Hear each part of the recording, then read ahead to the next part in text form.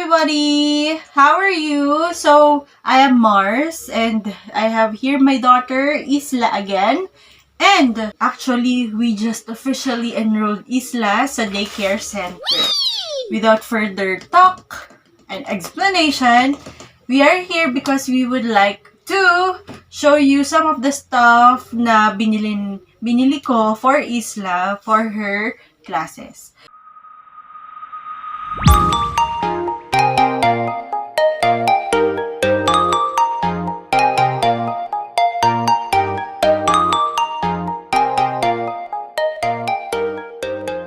Kasi gusto rin naman natin na ma-feel niya, although dito lang siya sa house, magsuschool, kung ano yung feeling kapag may mga bagong school things. Yeah? Okay, let's start now. It's just quick lang kasi marami naman siyang gamit dito sa bahay for school and bumili lang ako ng bago para lang, yun nga, ma-feel niya na meron siyang mga bagong school things and of course, meron din kasi namang mga gamit din na kailangan na wala pa si Isla. Are you excited? Yeah. Yes. So first, we have, sige, ito na lang muna.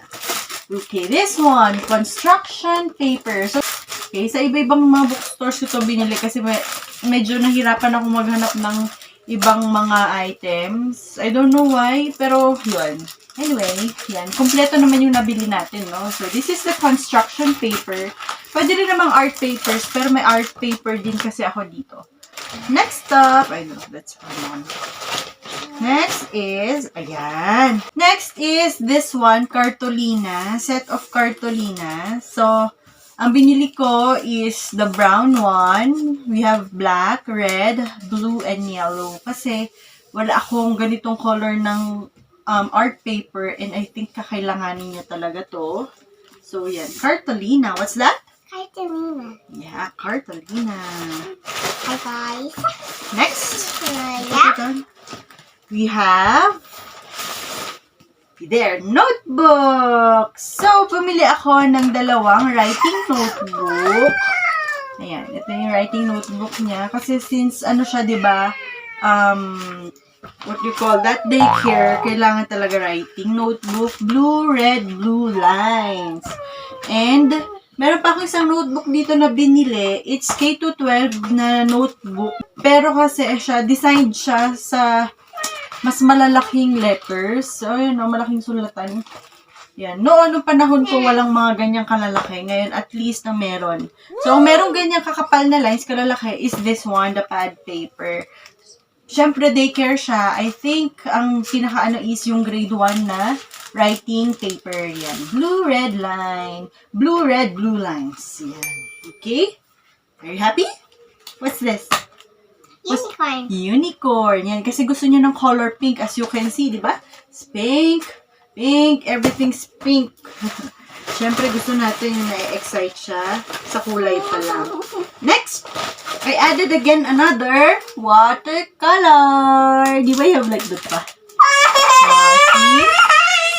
Yan. Gustong-gusto niya talagang mag-paint. That's why I'm collecting watercolor paints for her. Next, another set of crayons. So, this brand, ito yung favorite ko, yung Colleen. Kahit yung poster paint, kahit nung nag-aaral ako, gustong-gusto ko na yung brand na Colleen kasi sobrang ganda ng kulay, sobrang bright. So, yun, ito Colleen. It's so nice. Okay, next one. You have this one, pencils, fat pencils. Naalala nyo to? These are jumbo pencils. Ayan o. So, natuwa ako nung sabi kasi ng aking motherhood, sabi niya, ipatry mo rin sa kanya yung jumbo na pencils. Although, kaya niya na magsulat. Mongol 1, 2, 3, ganyan. Ngayon, bumili ako ng jumbo para lang ma-enjoy niya. Scissors! Ayan. Ito yung scissor na walang blade. Para kapag kahit iwanan ko siya, okay lang kasi wala siyang blade. Although, meron kasi siyang scissors already here na may blade. Ginagamit na namin yon sa mga activities namin. Kasi we do a lot of activities, di ba, anak? Ayan. So, yan. And isa doon is yung cutting. So, marunong na siyang mag-cut. Ngayon, at least ito, hindi niya makakat yung kanyang hands. And again, it's pink and white. This is my favorite habit. Another one, I bought some scotch tapes. Ayan. Siyempre, may mga activities tayo na kailangan din ng tape, ganyan. So, parang alam mo yun, yes.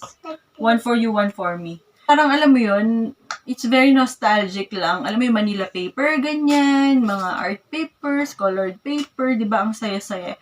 Kasi ngayon, as in, parang edit lang sa computer, copy-paste and everything, then print, that's it.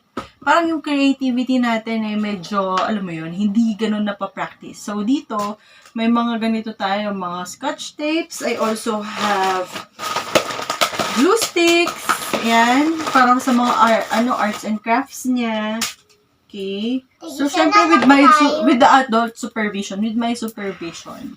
Yan. Aside from that, I also bought her, wow, glue! Yan. So, I bought her glue stick na lang. Alam niyo ito. Yan, glue stick na lang yung binili natin for her. Ito yung pinili ko, the glue stick one, because I already bought her yung gel type na glue. And very messy siya. So, tsaka sobrang aksaya. Ito, at least to, di ba? Pahid-pahid lang na like that. Oh, see? Oh, it's like lipstick, right? Just, spread it there, tapos hindi siya ganun ka-messy. It's just like a paste, pero kasi si paste, di ba, medyo basa din. Ito, at least, ayan. Really love HBW. Yan, gustong-gusto ko ng HBW na brand. And this is cheap also. Okay lang yan, affordable. Okay? I bought also a stamp. Yan. So, yeah. This is wala kasi akong makitang ibang stamp. Alam mo yun, di ba sa school natin, hindi naman tayo preschool teacher or ano. Pero at least, di ba, na-experience din naman natin yan, na alam natin na kailangan din nila ng reward. So, I think, ang isa sa best rewards na pwedeng ibigay sa ating anak aside from any material things, of course, ayaw natin yun, iniiwasan natin yun. Dito na lang, stamp. Diba? Stamp natin siya kung she did a good job. So, sa mga activities natin, meron tayong reward chart. So, ayan, dun tayo magsa-stamp. Para ma-motivate siya, tsaka ma-inspire pa siya bilang alam nyo naman ang mga bata. Very natutuwa sila kapag they are rewarded sa kahit anong bagay, di ba? Bagay man or through any ways, di ba? And this one, I have this one. Yan, wait lang anak ko. It's a chalk holder. Yan, kasi meron siyang board dito. Yan, nandyan sa side na yan. And very messy kapag yung chalk hahawakan niya, it's so dusty. Ngayon, itong chalk na to, holder, ipipress mo lang siya dito. And then may chalk dyan sa labas. Ayan, yung part na yan. So, pag pinress mo siya, lalabas. Wait. Ayan. Ay. Yun. Lalabas yung chalk. Ayan na yung chalk. Oh, there. See? It's so nice. Then you can write there na, no? Para it's not very messy, tsaka hindi mababali agad. Okay, that's it, anak. Keep muna natin kasi hindi pa tayo gagamit. Hindi lang naman yung kailangan sa school, ang ating binili. Of course, kailangan din yung mga activities din. So, I bought this one. Natsambahan ko siya. Mura lang to. It's going to the doctor sticker book. It's a sticker book. Ngayon, stories siya. Tapos, yung pages kasi niya, ayan. Show ko lang. Ayan. Ito yung storybook. So, colored itong part na to. So, ito yung mismong story. And ito yung part ng mga story. For example, house, ganyan. Hindi siya colored. Kasi since sticker book siya, pwede rin siyang kulayan muna, no? Pero since sticker book siya, mga parts na yon, nandito yung objects niya yan. Puro sticker. So, yun.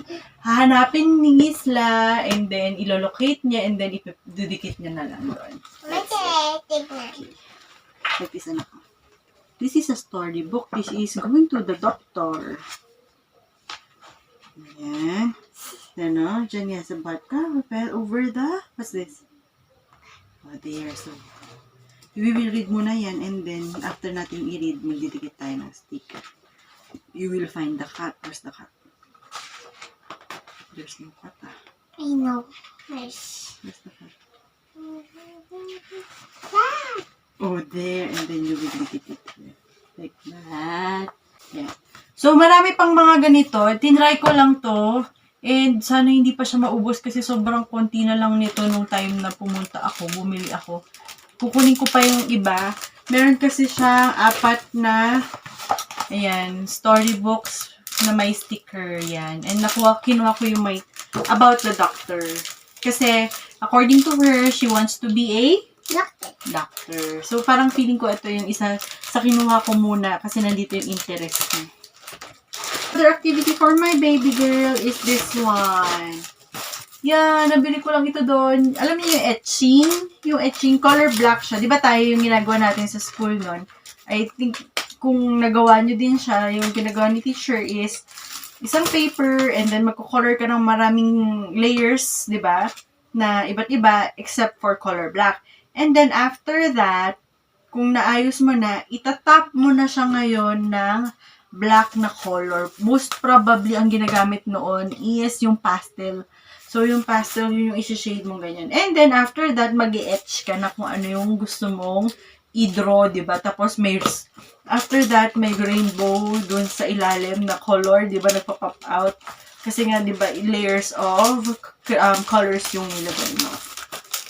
And it's so fun. And this comes with a stick. Ito yung stick niya para dun sa etching. So, I think, hindi ko pa kasi siya na-open. Nag-ano na lang namin nun isla kapag ginawa na namin. Yan. So, that's it. That's the etching activity. So, that's it. Are you happy with it? Ayan. So, this is just a small haul of some of the school things na binili natin, na binili ko for Isla for her first day of school. So, I think she's already excited kasi pinipilit niya na akong mag-schooling kami ngayon. Pero I already have the schedule starting tomorrow. So, it will be fun. And we will, of course, we will bring you to our learning experience. Of course, with my Isla and me as her teacher. This is going to be a homeschooling muna because of what we are experiencing right now. And I hope you like this video. And if you do, we will see you on our next one. Bye! Thank you for watching!